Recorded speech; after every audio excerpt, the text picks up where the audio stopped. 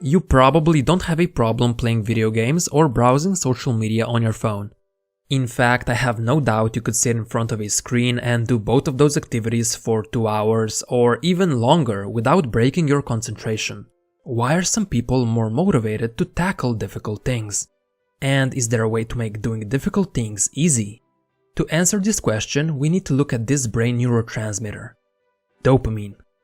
Dopamine is often considered a pleasure molecule. But that's not quite what it does. Dopamine is what makes us desire things, and it's that desire that gives us the motivation to get up and do stuff.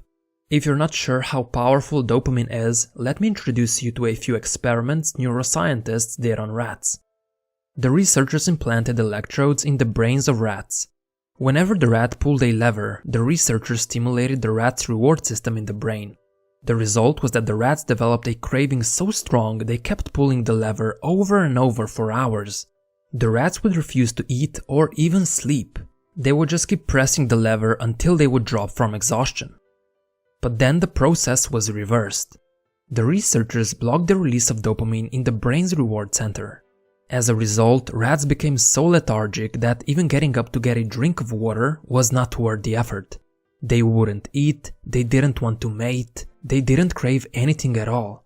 You could say that the rats lost all will to live. However, if food was placed directly in their mouths, the rats would still eat and enjoy the food.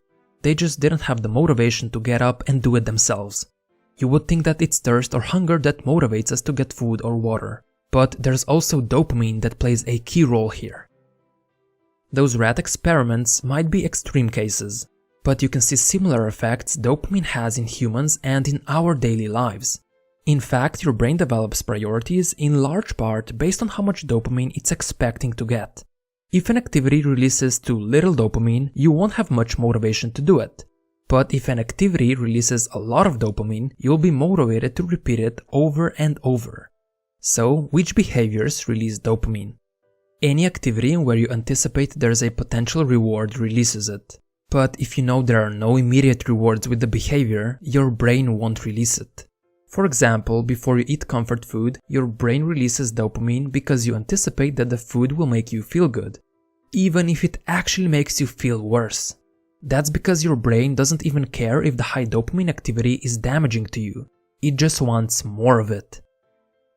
A stereotypical example would be someone who's a drug addict. He knows that what he's doing is not good for him, but all he wants is to get more of that drug. Besides getting you high, cocaine and heroin release unnatural amounts of dopamine, which in turn makes you crave them even more.